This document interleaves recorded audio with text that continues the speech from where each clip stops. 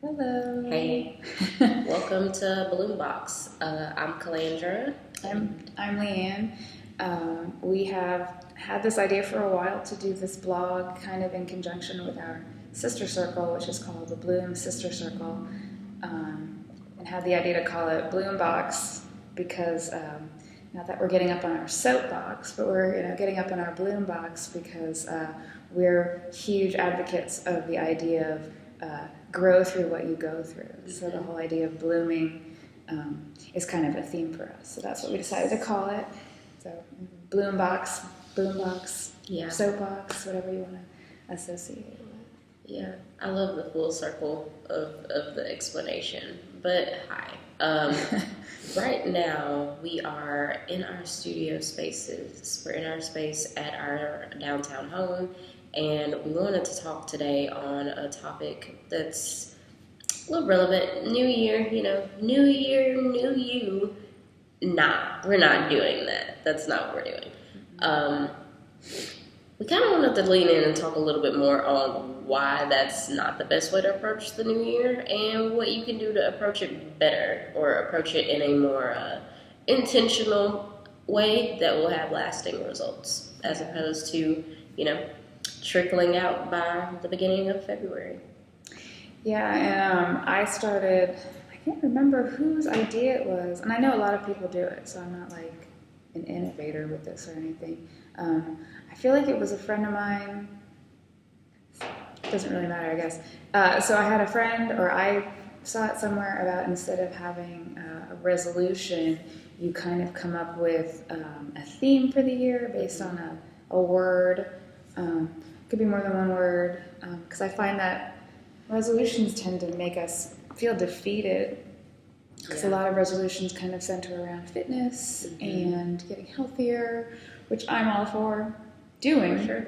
But sometimes we put a lot of pressure on ourselves to meet those goals and meet them like ridiculously fast. Yeah, I mean, we have a whole year too. It's like in astrology, you can go and get your solar return done, which is I do that every year on my birthday, and that's you have to bear in mind that it's a whole year that you're looking at, not a month or 2 days. But I know we're very instant gratification people, and we want the quickest results. The quickest results. So that's also the thing. So anyway, my words, I picked 2 words this year, were communication and boundaries. I found a lot of times I've had issues with communicating, mostly because I've been afraid of the reaction, especially if it's a difficult thing to communicate. So I've been working on this for a long time, but I also realized lately that in order to do that, having boundaries, you need to have boundaries with the communication because you have to be willing to stand up for yourself and stand firm in those boundaries to know you deserve to be treated well. Yeah. And if somebody's not going to treat you well, you at least have to treat yourself well. For sure. How did, before I share mine, how did you go about finding your words for the year? What was that process like for you? I've tended, lately, I've had a very low energy threshold for a while. In general, I kind of have a low energy threshold, it depends. I usually just, if you want to use the word meditate on it, you can, but I really am sort of a quick to feel things. Words, actually, especially, I see in words a lot, or I feel words. So that's sort of what I just kind of sat just for a minute. And I just was, whatever came to me was what I kind of tend to go with first. That's how I do it anyway. I'm very, I have a hard time sitting in long-term meditations. Yeah. Really, lately anyway, and that's okay. I've been having a hard time with meditating too, but I find that I meditate not just by sitting still and the whatever you think about when you think about meditation. I do it that way, but these days I've not been doing it that way. I've been finding that my meditation comes when I'm doing a process, something that I'm familiar with and good at, and it's not, I'm good with my hands. Like if I'm doing something with my hands, then I can allow my brain to kind of, the other side of my brain to go off and do something else, and that's when I meditate. My process kind of just looked like sitting at my apartment and painting for hours and listening to podcasts and listening to music and just sitting and listening to nothing as I sit outside, and I have this wonderful giant tree on my balcony, and watching like the squirrels run around. And that was over the process of like 2 weeks, just about 2 weeks of doing that, I finally found the words that I needed. And mine are accountability and practicality. And as far as the accountability thing goes, just in my own personal life and in my business, I've had a lot of things come up that have really been like, tut, tut, tut, like you should be more accountable for that. And I'm just like, but it's not me, or it's not this, or all of the buts, all of the excuses, all of the, it's not my fault. And all of the, well, I'm trying my hardest. But as opposed to continuing on that way and continuing to just take things for what they're not, especially in my life. And that includes all of the ways, like financially, mentally, spiritually, emotionally, physically, nutritionally, all of the ways are like, nobody can take care of me the way that I can take care of me. I'm accountable for all of this and for all of that. Yeah. So that, and being more practical, you know how I get, like, I will have like this idea, or I will come to the studio and just be like, tons of stuff like on my back, like moving stuff around, shifting things, and it never gets settled. And I finally have my studio space settled, and it's like permanent. It's going to stay that way, and I'm happy with that. And I realized that I just have been going about my day-to-day routines very impractically and very sort of like spur of the moment. Like, I have these big intentions, but it's like the little routine things that have been very impractical with. And I think that for the next couple of months, those are going to be the words that I continue to look at to guide me and to keep me grounded. Grounding, yeah. I have also, like, as far as the accountability thing goes, I think that's interesting because a lot of things that are happening in my life or my world right now, I'm giving a lot of energy to external things and people that circumstances and worrying way too much. Well, that's not true. I say worrying too much about what other people are doing, but sometimes it spills onto you what people around you are doing. Yeah. So you have to, again, all we can do is control our own environments and focus on what we can control. And have a little bit of a level of detachment, right? Like a healthy level of detachment, right. And we can do as much as possible to help the outside situations, but at some point we do have to detach and just focus on what we can control. Yes. I recently learned about something called the circle of circle of concern, and within that is the circle of influence. Explain that. Okay, so the circle of concern would be like. So the circle of concern is. Concern. Does it also encase like the circle of. So the circle of influence is like the little nucleus in the middle of this. So the circle of concern is things maybe you're worrying about right now, and like whatever other people are doing, or whatever the thing is that's bothering you, and it's bothering you, and it's bothering you. But do you have any influence over that situation? Right. Can you leave it? Can you change it? Or can you just leave it in the circle of concern? If there is some way that you can pull it into your circle of influence, where that something that you do will help the situation, that's a whole other story, because then you can take action and help from within.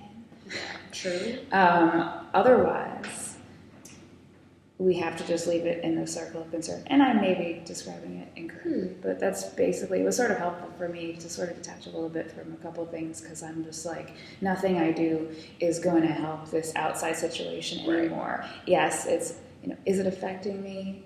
Whatever the way it's affecting me.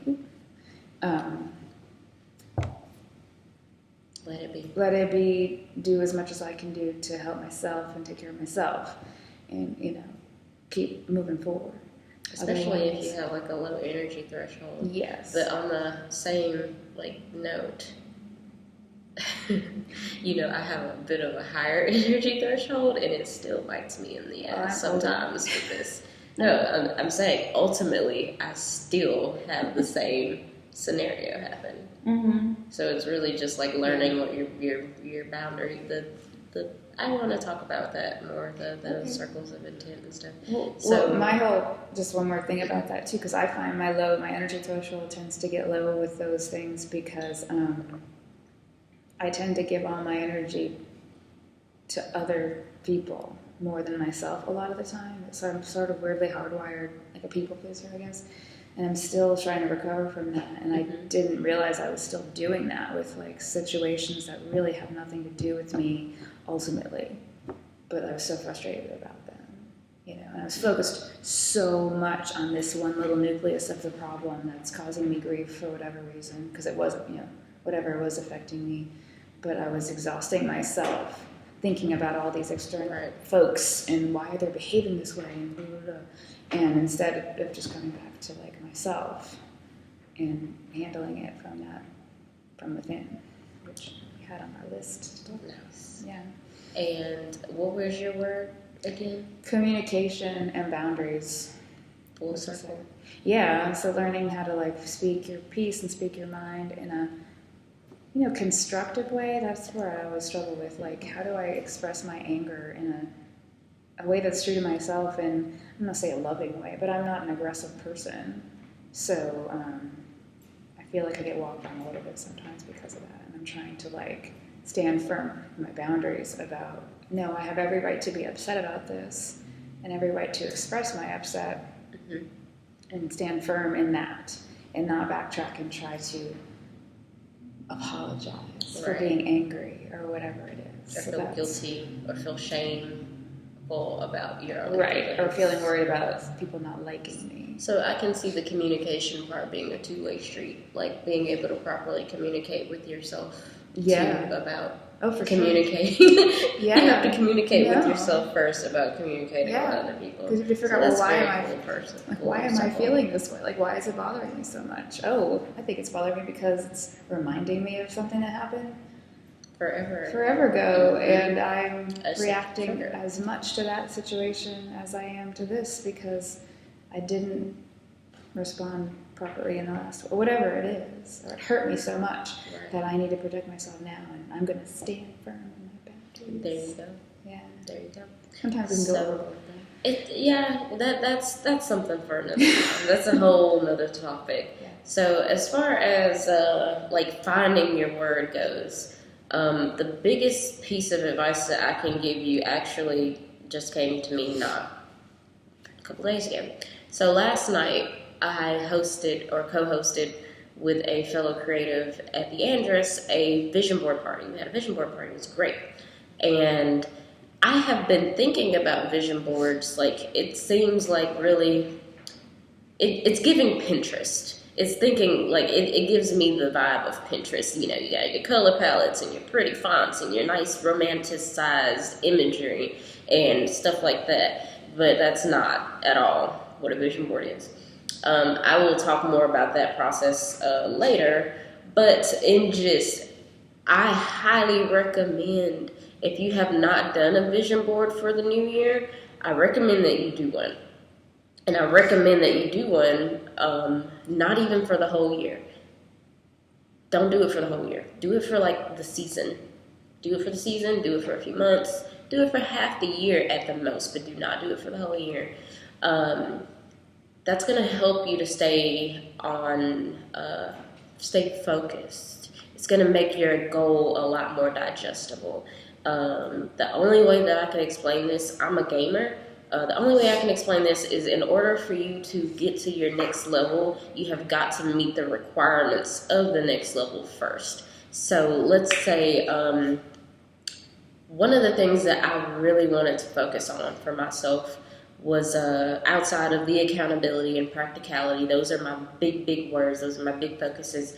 But really, I feel that in order to reach both of those, I do need to be able to have a bit of wiggle room for pleasure and enjoyment and self-care and exploration. Those are some big things to me, and I feel that I'm not really have the ability to do that. But, you know, with the state of things, I'm like, how can I do that right now? How can I do that? So really, in order to reach those goals, I sat down with myself for a little minute, and I was like, what do I want to do? I know I want to go hiking. I know I want to go to I want to go, I want to take my sister to the beach. I want to do things like that, and I want to explore some more of Shreveport. I want to explore more of my hometown and see if there are ways that I can help, and ways that I can, helping is something that I find enjoyable and pleasurable, but also I want to really like make my home my comfort spot. I want beanbags, and I want I want beanbags and heated blankets and fuzzy socks, and I want like like big poofy like floor chairs, like floor cushions. I want stuff like that, and those are important to me. And if I have the comfort at home already, that will help me to become more practical in my routines. I'm getting the rest I need. I'm getting my needs met at home, so I don't have to go out and, you know, spend $20 on breakfast out because I like the vibe at the restaurant. You know what I mean? I need to enjoy the vibe at home first. So one of the things that I did with my mood board, my vision board, I keep thinking mood board. It can be the mood board too. True. But a mood is temporary. It can go. But the vision board, what I wanted most I wanted outside. I wanted trees. I wanted shrubbery. I wanted grass and blue skies. And I'm going to have to show you guys I'm going to show it eventually. But there's one part of it that I didn't think too much on when I did it. But it has this like translucent paper. And I cut it to be like the shape of curtains, like curtains that are like pulled back on the side. And I have this cut out from a magazine of just like this long stretch of road and like this big blue sky. And like on the side of the road, you can see like the the speed limit. And I have that within the curtains. And our co-host, Charlotte, was like, why do you do that? I was like, well, I want to go outside more. I want to be able to really connect more with what I see outside, like behind the curtains, and come back home and be cozy in that. And I have a pie for my moon in my universe. Pleasure. Moon pie, I guess. I don't know. That's funny. But I do highly recommend that. And also on the back of the vision board, we have this list of gratitude, things that you are grateful for in real time, at least 10 things. And I think that that's something that you should be doing regularly in the new year too, practicing being grateful for what you already have, because a lot of the New Year's resolution process kind of ignores that. It doesn't include that part at all. Like, it's just, okay, I want to get, in better shape this year, but there's no, like, how am I going to get in better shape? There's no, like, what am I going to do? Like, as soon as I wake up in the morning, I'm going to drink a giant thing of water, or go to the gym, or get a yoga subscription, or get clothes to work out in that are actually comfortable for me. You know what I mean? Things like that. Those all lead to the resolution. So take it bit by bit. Don't take the whole thing and just try to consume it all at once. Yeah. Do it also, a little at a time. The gratitude thing too, to make sure, because sometimes resolutions point towards things that we don't have, and so it kind of informs a sense of lack. So to be grateful for the body that you have now, and what it can do, and the apartment you have now, the home you have now. I definitely relate to the making your home an oasis. I've been doing the same thing. I've been cleaning. Yes. I've been my car is. I need to do my car next, so it's terrible. But just getting the air quality in my apartment I have a dog, and he, I love him to death, but he has dander, and I have allergies. So I've just been trying to, get everything clean, and it's a very tiny apartment, but I'm very grateful for it. So I have to remember that. But to create, I'm a huge homebody actually. So I'm trying to put my money towards making my home more of an oasis now, because I in the past I've been a bit of a nomad traveler, but I've always liked to have a home and create a very comfy home, because I like to spend a lot of time at home. I'm not really one to want to go out for like coffee in the morning and hang out around other people. I like to be, with in my own space. So that's sort of where I'm putting my focus now. I'm a little older now, and I'm a little tired. The idea of traveling extensively at this moment is a little exhausting to me at this point, but I do appreciate the going outside thing.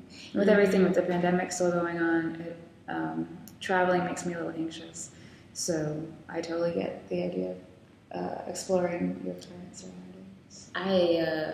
It's so weird. Like, I'm on such the opposite spectrum, because I haven't traveled or gone anywhere, and I'm feeling like this curiosity now to, like, I don't know. It's like the in some ways the rose-colored glasses have been removed, and in other ways, it's like now I just am so curious about everything. Like there's a world of possibility. That's exactly what I mean. There's a world of possibility, and I'm just like knowing that is like really like setting a fire under my ass, and I want to like see it. I want to see. Yeah, when I was your age, that was when I was seeing it and doing it. So that makes sense. That's reassuring. Oh yeah, that's reassuring. No, I didn't start. My dad died when I was your age, when I was 25. And that was when I really just started traveling, mostly to Scotland, if anybody knows me. I've been other places too. But it's definitely opens your eyes and makes you more aware and compassionate about the way other people live. And I mean, how could it not? You're seeing other ways of life and language and parts of the world. But I will say it's kind of funny, because as I have traveled, I noticed, similarities from other places in my current place. Does that make sense? Like something will remind me of, like a forest that I walked in when I was in Scotland or something, like here. And so I'm like, that's interesting. I have a question. Yeah. As far as just like the new year or like new beginnings, have you seen or like experienced anything in your travels like outside of where we are currently that either like inspires those new beginnings, or like is there like another way, of a more efficient way outside of the like resolutions and things like that, or is it pretty much very similar?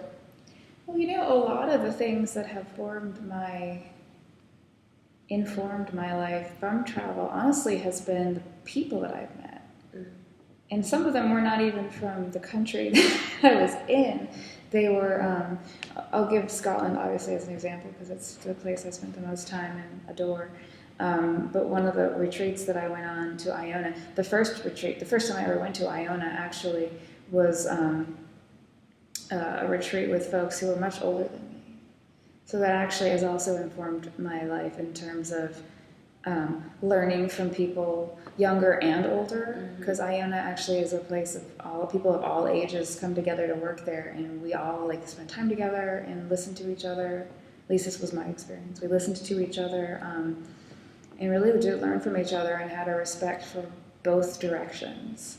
Nobody who was older than me ever acted like they knew more than me because they were older.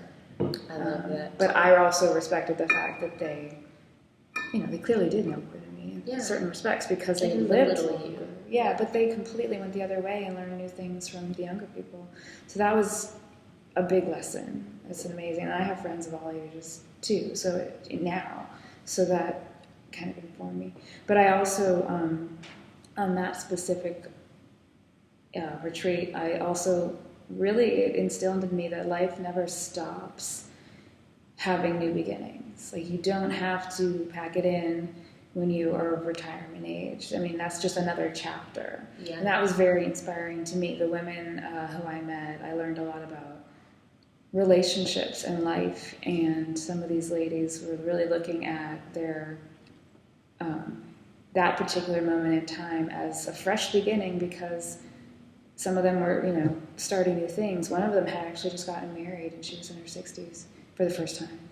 So I guess I learned from the folks that I have met along my journey, and that can be anywhere too. You don't have to go abroad to appreciate that. But you know, life is an ever-evolving thing, and we tend to put limits and time frames and expectations on everything. Like, if you haven't done this by this age, you're never going to do it, or this has to go this way because society says that this is the way you're supposed to experience this, and if you're not, something's wrong.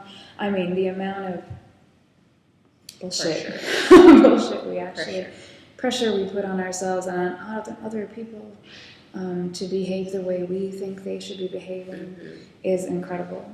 So I've learned from my travels, I've learned a lot about the human psyche and people, and also that, you know, you don't have to travel to learn some of these things.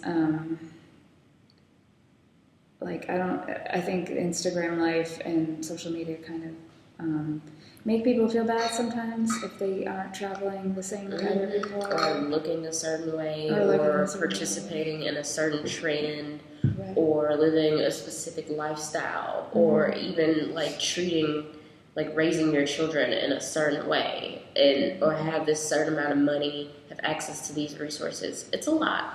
It's a lot, and most of the time it's a lie. I highly recommend also, just back into the whole resolutions topic, that if you have not taken some sort of social media break, whether it be for like a day or two, that you do that. Yeah. Just while you're trying to meditate. Like, you could do it you could do a guided meditation on YouTube to come up with the idea for your vision board, or you can do what I did and chew on it for a little while. And really, the whole while, be conscious of what you consume on social media, because what you consume is not just what you eat, and what you consume is not just what you partake in, but it's also the media you consume too. God. So be careful of that. It's the media, it's the people you surround yourself with. The music you listen to, especially. The frequencies that you subject yourself to in all ways. Yeah. I feel like we got off on a little bit of a tangent, but that's okay. Is there anything else that we need to discuss we were going to talk about our sister circle a little bit. Tangents be happening. We'll come back to the idea of resolutions and trying to control your environment and all that kind of stuff. That really, ultimately, it just starts with you. And starting from within. Sorry, I thought I knocked something off the table. So creating your internal, I guess it goes along with it. Creating your internal environment is just as important as creating a safe external environment.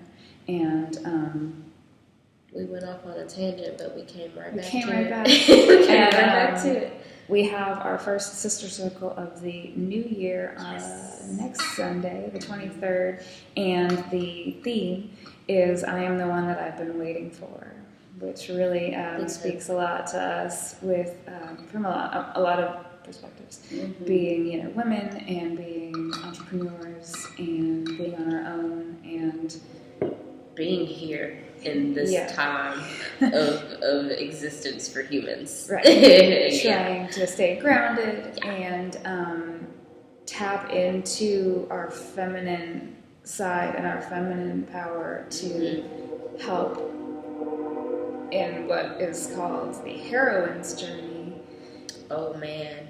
Yeah, because we tend to, as a single woman and as a business owner, sometimes have to tap into what we think of as our masculine energy, to get things done or to be heard or whatever. Ooh. But it's not always the right way, because I think of how we maybe think we're supposed to behave in that masculine energy. Not that masculine energy is bad. It's not at all. At all. No, it's there. And this is something that feels so weird. Okay. May I? Yeah. Just like in conjunction with this heroine's journey, I was reading up on it this morning. And let me just tell you how relevant this is to me specifically, because I just have a crazy story to share about this. So the very first step, the first step in the heroine's journey is accepting, or not even accepting, but like clutching on to masculine energy. Like, this is who I'm going to be. I'm going to be strong. I'm going to be man. And rejecting the feminine energy. And this is the part that's like super... This is me right now. Taking that masculine energy, rejecting the feminine energy because of some sort of mother wound, and I have that. I have no shame about it, and I actually think that it's a word that we really need to. It's a term that more people need to know about. Yeah. Because it's not even just like something just for the child who has the mother wound, but the reality is we all were children at some point, and no matter how small or like vast, we can all have that mother wound. So I had to share that because I just thought it was so crazy when I read it. I was like, why is this reading me like this? Like, what did I do to deserve to be smacked with this realization so hard? But then, like, I read more and more about it, and it's really quite beautiful. And I know most of you are like, well, no, never heard of this hero's journey stuff, but I know of the hero's journey. So it's beautiful, and it's blooming, it's blossoming, and it's about like starting off in complete rejection of the self, and then accepting of self, and not only just when you accept yourself, but really like taking it a step further and becoming almost this like beacon of self. This beacon of I'm being me. All of you other people, you be you, and I love you for it. And it's just great. It's great. I love it. It's a lot about balancing out the masculine and feminine energies too. I think we tend to, I mean, like all humans, we go one way or the other. It's like the pendulum swings one way and then it goes way back the other way, instead of just being like, being in the middle. middle. Because we still need both. You do, and just to be completely honest, sometimes in life we will have to use one side of our energy more than the other, and that's totally fine. It's just learning more about your limitations and the healthiest way for you to use those energies. I tend to be the strong woman. And I'm not even trying to say it like strong, independent woman, but I'm like typically like the strong woman. Like, I lift stuff, I push stuff away, I will carry something up a flight of stairs in one go. I'm like that person, and I have been noticing more recently that that's a very bad trait for my masculine side. I don't mind doing it, but it's coming to a point where I'm like, move over, person. Let me carry that. And they're like, hey, do you need help? And I'm like, what is this help you speak of? I got this. Like, how dare you offer me help? I got this. And just, it's ridiculous. And I'm pretty sure that far-fetching analogy is something that you can relate to in a completely different way, of just taking that masculine and sort of like father-like energy, or like the protector energy, taking it a step too far. I just had a vision of myself pushing a washing machine up my stairs all by myself. That was not smart. Mm-hmm. It wasn't a full-size washing machine. I offered to help. I know. I needed it. I wanted it right then. And I'm guilty too because Yeah, I totally did I actually did do a full size washing machine no. and dryer up a flight of stairs on my own. Yeah, mine was And I a pulled something and I was in my apartment, on the ground, why did I do this to myself? I just screwed up the back of it a little bit. And my landlord, I did check it up. My landlord saw me. I was he kind of came over and was like, "You good? Do you need help?" And I was like, I had it. My dad would have been so proud though because I had I had the box under it and I was pushing it up the box, but then it got caught at the very top. There was a lip and I couldn't get it over where I wanted to get it. But my dad would have been like, "Yes, that was smart." Maybe not smart. He would have been pissed off at me for trying to do it by myself, but he would have been like, "But it was pretty innovative of you to do that." I'm proud of you. As an engineer's daughter. So I am the one that I've been waiting for is our topic for next Sunday, and I'm excited about it. We will talk about all of this, the whole idea of independence and the heroine's journey, and have some tea. Maybe we should talk more about the heroine's journey next time, specifically, even if it's just for a quick, short 10-20 minutes. Yeah, we're gonna hopefully do some live versions of these when we can get YouTube to cooperate. But I know what's up with YouTube. I don't know, but maybe we should just do podcasts. Yeah, we could do that too. We have a lot of ideas. Just trying to figure out the best format for all of these things. And right now we are, I think Kalandra mentioned it, but at the Andress, we're at the Andress, which is downtown Shreveport. On Crockett Street, we are actually excitedly located near the Strand Theater, which is exciting for me. See it every day. It is beautiful.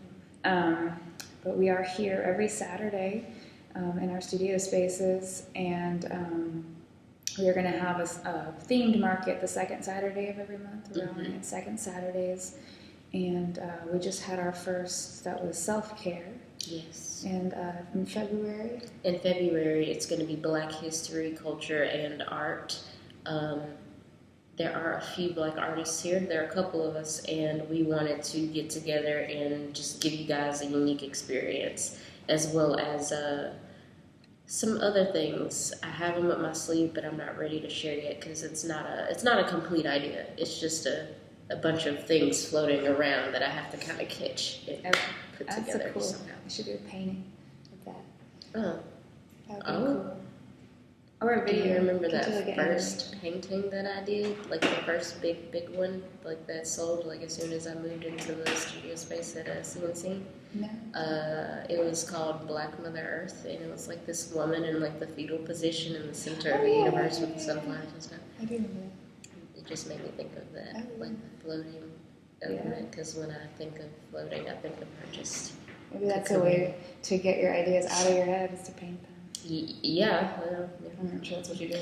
I have a giant dry erase board, and all of my mirrors in my apartment are full of ideas. Oh yeah, I need to remember to do that. This is a good painting idea. Take your vitamins and stuff just random stuff. But another tangent. So sorry. That's okay. We are about to get ready to be open for our Saturday markets. We're here from 12 to 4 every Saturday, and we have 8 artists. Yes. 7 or 8 different artists here, and they have different schedules. So we will share more about them later, but they have different times open throughout the week. But every Saturday, 12 to 4. I hope that you guys have a wonderful, wonderful rest of your week or rest of your day whenever you're listening or seeing this, and I hope that you continue to bloom into your best version. Yeah, and we look forward to sharing this video journey with everybody to see how it blooms. Yeah. See how it goes. So thanks, everybody. Thanks, you guys. Love you guys. Bye.